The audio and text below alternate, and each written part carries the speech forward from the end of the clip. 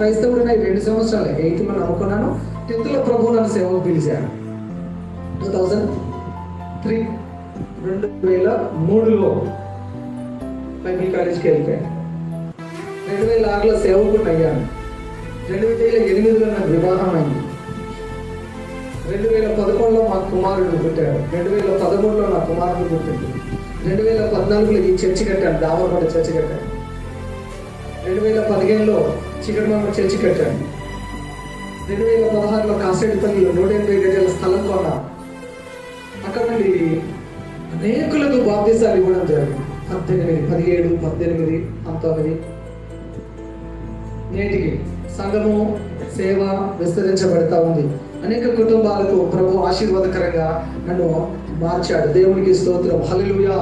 దేవుని ఏర్పాటులో ఉన్న వ్యక్తి దేవుని సేవ కొరకు ఏర్పరచ